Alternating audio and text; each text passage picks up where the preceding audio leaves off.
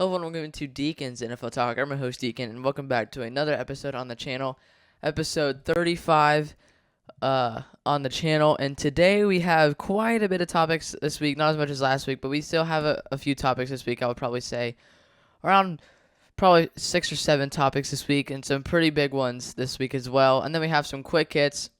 Once again, about 6 or 7 quick hits this week. We have 2 reactions, or technically 1. Then after that, we have a Week 8 recap, Week 9 predictions, and then stardom, sit-em for NFL Fantasy, and then 1 question of the week. I cannot wait for this episode of Deacon's NFL Talk.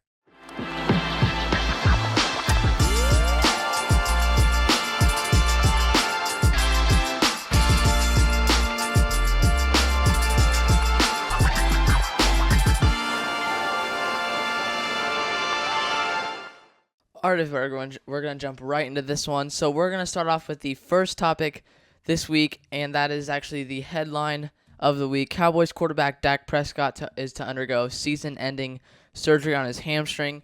So I talked a little bit about this last week, and this was before anyone knew that he was going to be out for the year. And it looked like he was going to be out, he was going to be on IR, I think, and then it looked like he was going to be out for at least 4 weeks. It only got worse, and now he's going to be out for the year. I don't know if this is a good or bad thing for the Cowboys, because let's be real. I mean, the Cowboys have just not been playing to expectations this year, and Cooper Rush really hasn't helped either. So, but Prescott partially tore his hamstring in the Week 9 loss to Atlanta. So, it's like, it was weird. I, talked a little bit how he, tore it, because, it was like, I don't know how to describe it, but his, the way he threw it was just, so weird. I don't know why. You could tell he, stepped something. He did something wrong. That's all you could really tell. He was originally going to be sidelined for several weeks. I believe it was, for 4 weeks or something like that. So it was, IR. And like I said, Cooper Rush has not been playing well either. I mean, he replaced Prescott in Week 10, but we could eventually see Trey Lance, though. I would not be surprised. I feel like that's the right way to go. I mean, I feel like a lot of people say that Trey Lance isn't very good when he really hasn't really played, very many games. He hasn't really started. I mean, he hasn't, hardly started at all. Hopefully, I could definitely see him starting this year. I hope he does, and he does well. I mean, in 2024, though, Prescott, before the injury, had a 3-5 record, and had a 64.7 completion percentage, 1,978 yards, 11 touchdowns, and 8 picks. So that's an 11 and 8 touchdown INT ratio. So he's really only 3 interceptions away from tying his touchdown record, or touchdowns recorded. And it's on, the Cowboys last year were good in the regular season at least, and they got blown out by the Packers in the wild card round. They were good in the regular season last year. Last year, they were one of the best teams in the NFC. And this year has been a completely different story. You really haven't lost a whole bunch of pieces, really. Eric Kendricks at linebacker, they got him this offseason. That was a huge upgrade. You still have Prescott and CeeDee Lamb. I mean, not that Prescott is insane, but last year he was playing pretty good. You still have Micah Parsons. You still have a bunch of weapons on offense and defense. Deron Bland, I don't know. Has he returned yet? I don't know what happened to him. And then Trayvon Diggs hasn't really done much this year either.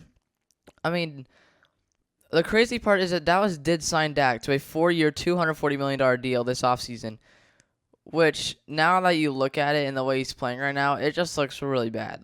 His contract looks so bad right now. I mean, I'll be honest, I thought Dak was a pretty good quarterback last year, and I feel like most people could agree with me. This year's been an entirely different story, and honestly, I feel bad for him, and I also don't feel bad for him at the same time. Again, at the Cowboys, Jerry Jones should be fired. I mean, of all things, why would you're 3-5, and going into the trade deadline, you decided to get a Panthers wide receiver, Jonathan Mingo. You said you were going to make a couple trades, they only made one. They said they were going to be buyers, but really Jonathan Mingo is not going to do anything. They're not going to help him at all. I would have traded somebody away, honestly. It's rebuild mode this time around. But, yeah. All right, second topic. The Bears fire offensive coordinator following a 3-game losing streak. Yeah, that was what's his name? Something Waldron. I forget his name. I forget his first name. I just know his first name or his last name is Waldron. But the passing game coordinator Thomas Brown will replace his absence. This is honestly something that needed to happen. Either him or Matt Eberflus. I feel like they could have fired both of them. I mean, they're both really bad. Let's face it. They're both horrible. And yeah, I mean, I'll be honest. Even though I do think Caleb Williams is going to be a bust, he's not the worst quarterback. I think Justin Fields is much better than what he is. I don't know why they traded him to the Steelers because Justin Fields went 4-2 with the Steelers. So that just shows you what Justin Fields can do with a decent offense. I mean, the Steelers' offense isn't the greatest offense. I would say the Bears have a better weapons around him, and he still went 4-2 with them. But anyway, Chicago has not scored a touchdown in 23 consecutive drives, which is, or unless you want to say, since Week 8, which is currently the longest active streak in the league right now. So that obviously is a sign of change needed. So pretty much the last time they scored a touchdown was in Maryland against the Commanders, where Jan Daniels sprinkled some magic in the final play of the game. And under Waldron, though, I mean, the Bears rank 30th in yards per game at 277.7, 24th in points per game, 19.4, 30th in yards per play, 4.3, third down percentage with 28.7, and sacks allowed with 38 sacks allowed. They also allowed 9 sacks in last week's loss to New England, which was humiliating. What was it, 19-3 or something like that? You can. Losing to the Commanders is reasonable, but you cannot lose. You cannot get blown out by the Cardinals and Patriots. So, I don't know what their problem is. We'll see how the Bears do with a new offensive coordinator. Obviously, there's going to be some huge change. Caleb Williams is going to have to adjust to it. And, yeah, I mean, we'll see what happens. I mean, the crazy part is this was Waldron's first year as Chicago's offensive coordinator. He's not looked good. I mean, I'll be honest, the Bears have weapons. The Bears have some pretty solid weapons, okay? They have Cole Kmet, Keenan Allen, Roma Dunze, DJ Moore, DeAndre Swift at running back, Caleb Williams, I guess, kind of. Yeah, their defense is also really good too. But, I mean, their offense has a lot of talent, and they just cannot put points on the board. I mean, they haven't scored a touchdown in the last 23 possessions? Drives, yeah. 23 consecutive drives, they have not scored a touchdown. So, it's been 2 weeks since they've scored a touchdown offensively. And hopefully that'll make a change. I mean, who do they play this week? They play good luck with beating the Packers. I'm sorry, but that's not going to happen. It could happen, but I honestly don't see it happening whatsoever. So, all right, third topic. 49ers corner Demmodore Lenior agrees to sign a 5-year, $92 million extension. Lenior was in the last year of his rookie contract, but during the season. But fifth-round pick back in 2021 put up career high numbers. Last year with 3 interceptions, 10 passes defense, and 84 tackles. So I mean, he's definitely the real deal. Isn't me if I've never seen a 5-year deal before. But I mean, obviously, when you're that good, you deserve to stay with a team for that long time. I mean, what is it? So this is his 3rd year, and then he's gonna be with the 49ers for another 5 years. So that's pretty good. I mean, this year Lenior has forced 2 fumbles, 2 picks, 6 passes defensed, and 52 tackles. So he's gonna catch those numbers at some point. I would not be surprised if he did.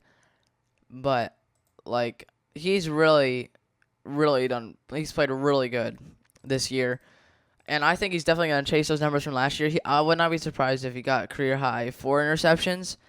I would not be surprised whatsoever. I mean, he's one of the more underrated corners in the league. I mean, at least that's how I see it. Because I mean, you don't really hear his name in top 5 cornerbacks in the league. You don't really hear that name ever. So, good for Lenior that he's getting paid the amount of money he's gonna get paid. So yeah. All right, fourth topic: Jaguars quarterback Trevor Lawrence missed Week 11 matchup against Detroit. This is gonna be Lawrence's 2nd straight week where he's out. He has been dealing with a shoulder sprain injury. Jaguars head coach Doug Peterson said that Lawrence is getting close to 100%, so he's almost there. And I would say, saying like Doug Peterson saying that, I would guess that Lawrence returns next week. I don't know. Do they play next week? They could have a bye. I could be wrong. They play the Lions, and then I think they have their bye week. So yeah, I would say after this week, then he's surely gonna return. At least that's what I would think. That'd be my prediction. At least I could be wrong.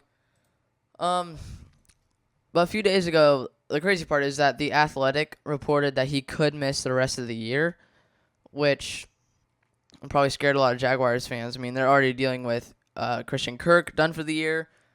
So, yeah, that'd be another huge blow to the Jaguars' offense. The Jaguars have really underperformed this year. What was supposed to be their best roster in a long time, they're sitting at a 2-8 record. I just don't see how that's physically possible that you have the best roster in a long time and you're 2-8.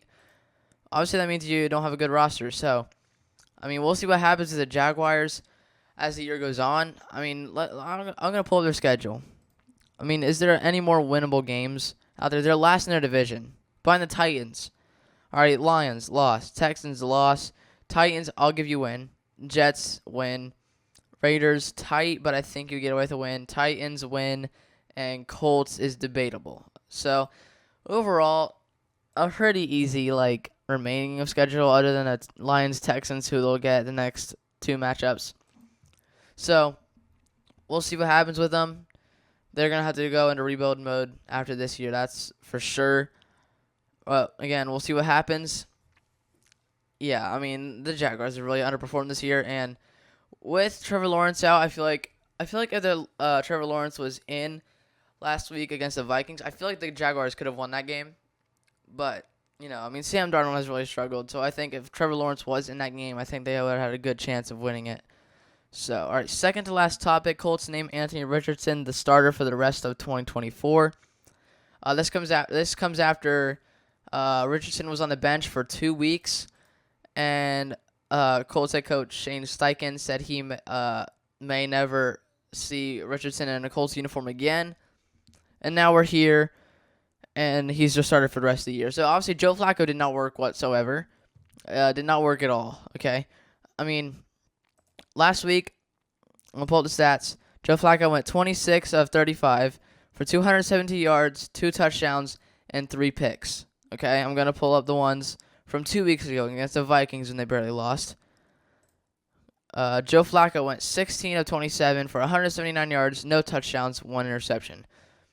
Those are not good numbers. And I did see that Shane Steichen said that Anthony Richardson is making good progress, behind the scenes, I guess, a quote Shane Steichen.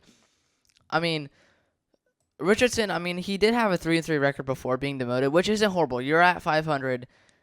And honestly, I feel like it's kind of crazy that the Colts had more patience with a 39-year-old than they did with a 22-year-old. Because, the Colts have to realize that Anthony Richardson didn't really play much in college. And, he's, really young. He still has a lot of learning to do. And being with the Colts, I don't know, with their coaches, that probably doesn't help a whole lot either. But he really doesn't have a whole lot of experience. I don't know why they're benching him when he hardly has any experience. I thought, and this is a quarterback who only played 4 games his rookie year. And now he went 3-3 before being demoted. That's 9 weeks.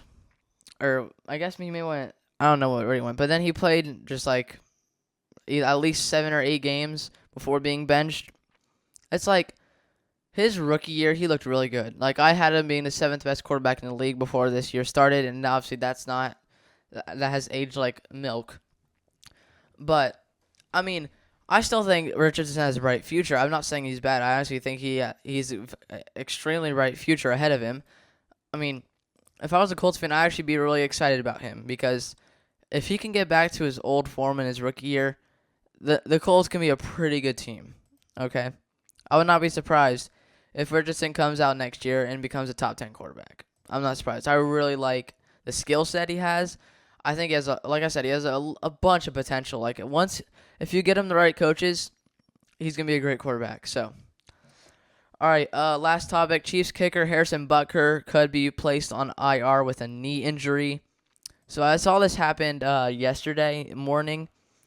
But Butker will undergo a procedure where they're going to trim the torn meniscus in his left knee. If Butker is placed on IR, he will miss at least 4 games. That's pretty much, if you're on IR, you're gonna miss at least 4. Huge blow to Kansas City. I mean, they're already without Pacheco, Hollywood Brown. I forget. There's somebody else. Harrison Butker.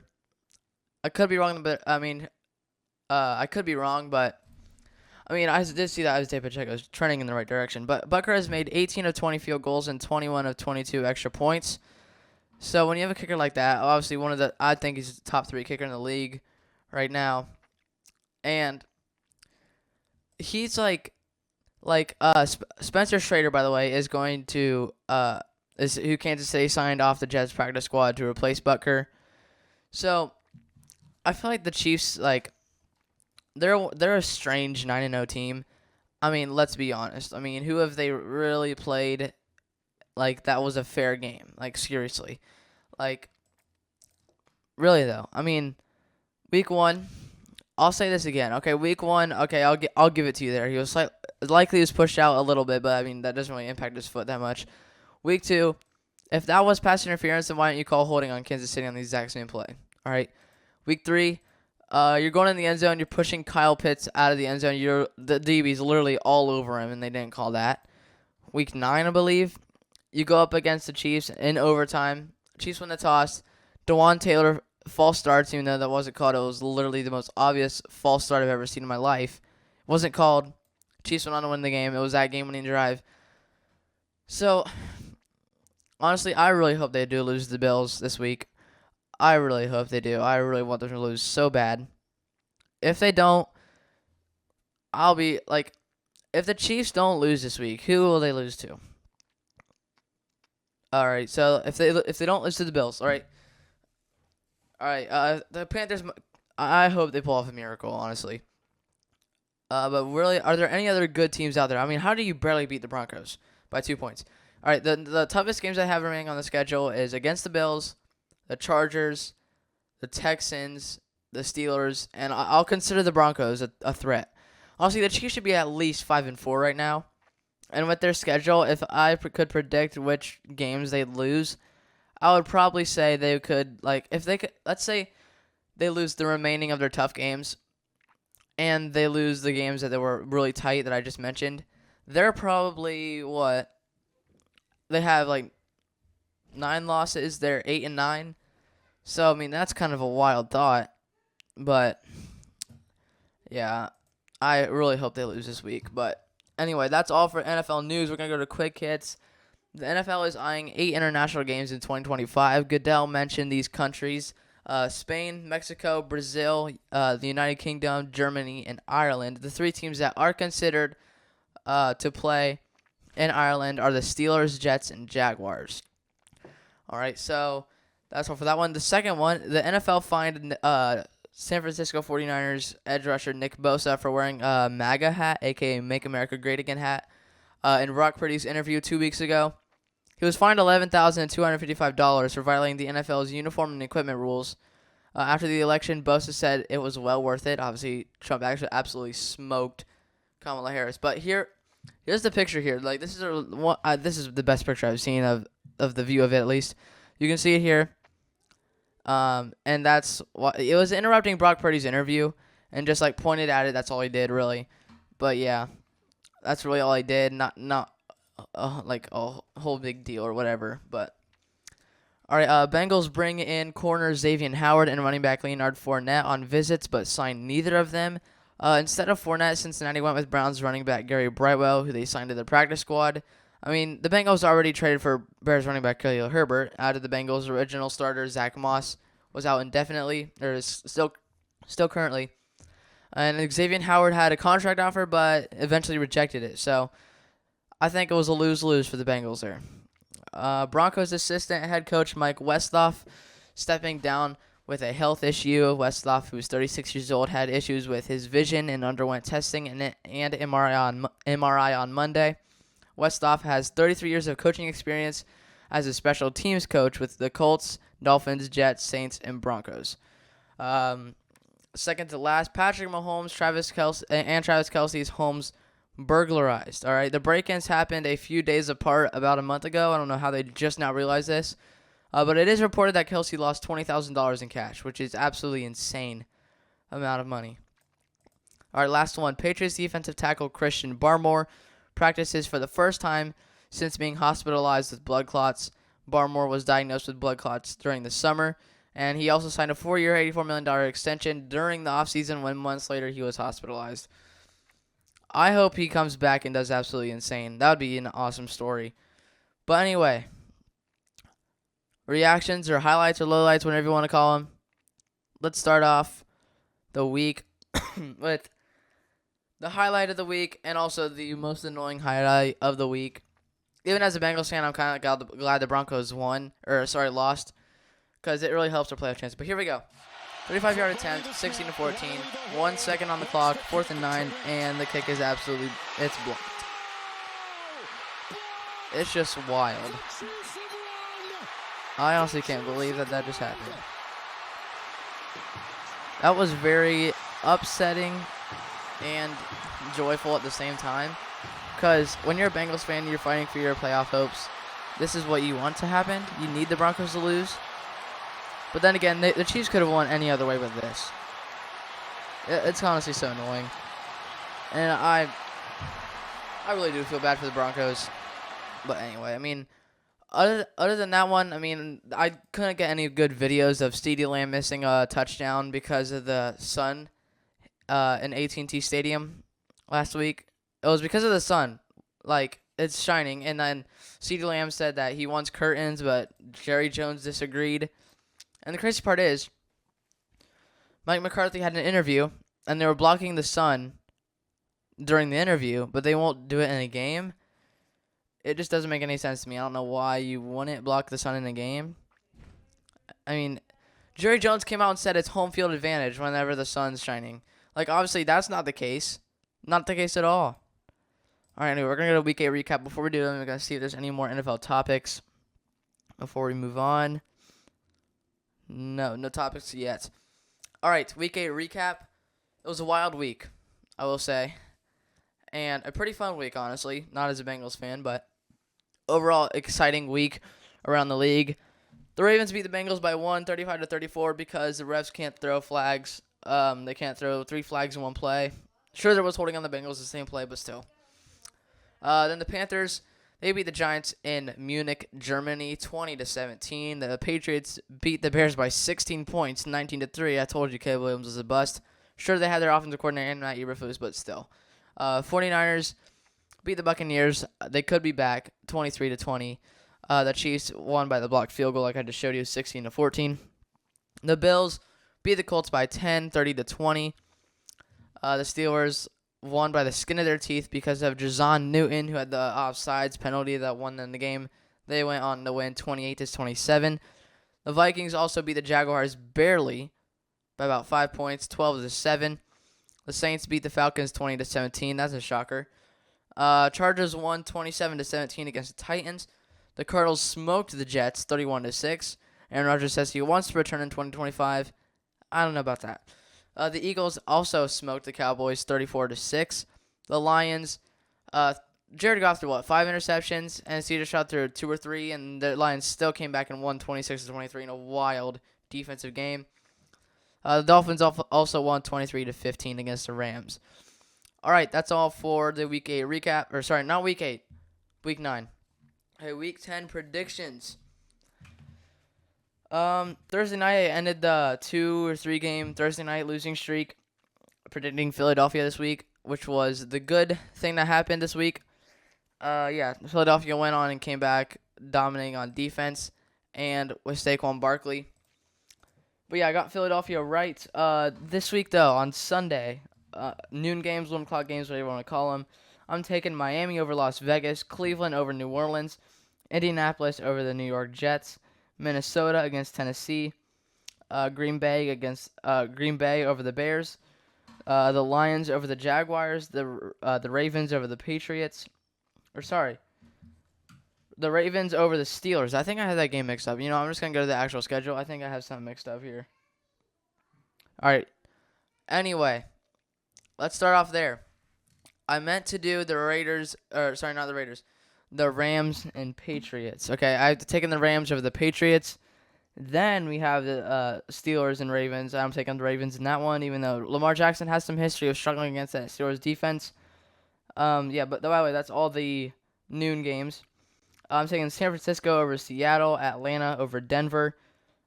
It's hard to go against Patrick Mahomes, so I have to take the Chiefs over the Bills, even though I think the Bills are the better team. Sunday Night Football, Cincinnati at Los Angeles, the Chargers. I'm taking the Bengals. I truly believe they can still make the playoffs. I mean, they have one of the easiest schedules remaining on the schedule. Really, outside of the Chargers game, the Bengals' toughest games are the Steelers. Cowboys shouldn't be a problem. Browns and Titans shouldn't be a problem. Broncos and Chargers, Steelers twice. We could lose at least 2 more games. I think we could take 1 or 2 more losses. Monday Night Football, Texans and Cowboys. I'm taking Houston to dominate that one. And yeah, currently I'm sitting on an 86-63 record. I'm currently 1-0 on the week, and 15-11 in the month of November. All right, start 'em, sit 'em. All right, we're gonna try and get through this quick. And yeah, we might go a little bit over time this week. But anyway, quarterback, start Brock Purdy against the Seahawks. Russell Wilson against the Ravens, Jared Goff against the Jaguars, Bo Nix against the Falcons, Matthew Stafford against the Patriots, and Drake May against Rams. Sit Geno Smith against the 49ers, Sam Darnold against the Titans, Kirk Cousins against the Broncos, Caleb Williams against the Bears, sorry, and Aaron Rodgers against the Colts. We're going to go over to running backs. Also, we'll get to the Deacon's NFL Talk Fantasy League in a bit. Start James Cook against the Chiefs. Kenneth Walker III against the 49ers. Chase Brown against the Chargers. Kareem Hunt against the Bills. Brian Robinson and Austin Eckler against the Eagles. I guess that was Thursday night. Sit Najee Harris against the Ravens. Sit Travis Etienne and Tank Bigsby against the Lions. Rico Dowdle against the Texans. Audric Estime and Javonte Williams against the Falcons. And Alexander Madison against the Miami Dolphins. I agree. Chase Brown is actually an underrated pickup right now. He's put up 20 plus points the past 2 weeks. Thing is, I would definitely start him, but when you have Joe Mixon and Kyren Williams on your fantasy team, it's kind of hard. But anyway, all right. We're gonna go to wide receivers. Start George Pickens against the Ravens. Cortland Sutton against the Falcons. Cedric Tillman against the Saints. Calvin Ridley against the Vikings. And Jawan Jennings against the Seahawks. Sit CeeDee Lamb against the Texans. DJ Moore against the Packers. I should take notes because DJ Moore has really underperformed the past few weeks. Brian Thomas Jr. against the Lions. Jalen Waddle against the Raiders. Jordan Addison against the Titans. And Deontay Johnson against the Steelers. Tight ends this week. Sorry, my throat is getting dry. Start TJ Hawkinson against the Titans. Tucker Kraft against the Bears. Dallas Goedert against the Commanders. That was Thursday night. Hunter Henry against the Rams. Sam Laporta against the Jaguars. And Dawson Knox against the Chiefs. All right, sit Evan Ingram against the Lions. Jake Ferguson against the Texans. Cole Kmet against the Packers. Dalton Schultz against the Cowboys. And that's all for tight ends. We're going to go kickers, and then we have defenses, and then we'll be done with that, and we'll go to the DNT Fantasy League, and then question of the week. All right, start Kami Fairbairn against the Cowboys. Chris Boswell against the Ravens. Justin Tucker against the Steelers. Younghoe Koo against the Broncos. Jake Bates against the Lions. Tyler Bass against the Chiefs. Evan McPherson against the Chargers. Really? Start Evan McPherson? Don't do that. Trust me, do not start him against the Chargers. And Harrison Butker against the Bills. Jake Moody against the Seahawks. And Cameron Dicker against the Bengals. All right, sit Blake Group against the Browns. Will Lutz against the Falcons. Daniel Carlson against the Dolphins. Dustin Hopkins against the Saints. Cam Little against the Lions. Matt Gay against the Jets. Joey Sly against the Rams. And Nick Folk against the Vikings. All right. Last but not least, defenses. Start the Texas defense against the Cowboys. Vikings defense against the Titans. The Lions defense against the Jaguars. The Dolphins defense against the Raiders. And the Packers defense against the Bears. sit Pittsburgh Steelers defense against the Ravens, the Chiefs defense against the Bills, the Bills defense against the Chiefs, and that's all for that. Now we're going to go to the Fantasy League. I'm currently up 6.90 to 0 against Sparks Skib team. I'm guessing Skib means skibbity. I'm guessing. I don't know. I don't know. That's the trend these days, I guess. Devontae Smith put up 6.90 points with 4 receptions and 29 yards. Not great. All right, I have Joe Burrow at quarterback 1, Joe Mixon and Kyron Williams, Devontae Adams, Jamar Chase, and Travis Kelce. And then kicker, I have Brandon Aubrey, and then the Steelers defense over the Ravens defense. I will say the past 3 weeks I've put up 145 plus points. All right, and I'm number 1 in the league. I'm number 1 in the division. I'm on a 3-game winning streak. The 3-game winning streak is where I put up the 145 plus points. And I'm currently sitting at a 7-3 record. Sparks is at a 6-4 record. He's the 3rd best team in the league. So it's going to be a good matchup. I can't wait. But anyway, question of the week. All right, who will win the NFC East? Okay, obviously this comes after the huge showdown between the Commanders and Eagles. That was a wild game. I would say honestly it's going to go down to the Eagles. I mean, they looked really good last night. I mean, Jaden Daniels that rib injury he suffered, that could be a factor why he's not playing like he has been playing. But, I mean, like, this is going to be a tight one because the Commanders have not had a bye yet. I'll look at their schedules, right? The Eagles are sitting at what are they sitting at? 8-2 record, okay? I don't think have the Eagles had a bye week yet? I don't think they have. All right, so 8-2 against the Rams, 9-2 against the Ravens. I would say 9-3. Panthers 10-3. Steelers 11 yikes. I would say they get by the Steelers. No, okay, no, they're not. They'll go 10-4. I would say you lose to the Commanders in Washington, 10-5. You beat the Cowboys 11-5. I would say the Eagles go 12-5 on the year. Now the Commanders are at 7-4. Against the Cowboys, 8-4, 9-4, 10-4, 11-4. They could go 13-4. So it's going to be tight in the NFC East between the Commanders and Eagles. That's going to be a wild race, and it's going to be a wild finish. I can only imagine it. Like, I have the Commanders winning the rest of their games for the year. I would not be shocked if that happened. But yeah, let me know what you guys think of, like, what do you guys think of the question of the week? Like, who's going to win the NFC East? It's going to be tight. It's going to be very tight. I can't wait to see who wins that division. Anyway, that is this week's episode. We just went a little bit over time this week. But anyway, I hope you guys check out last week's episode. If you didn't, I highly suggest you do. Christian McCaffrey was making his return. It's a long one, but trust me, it's worth it. And yeah, I'll see you guys next week for another great episode on Deacon's NFL Talk.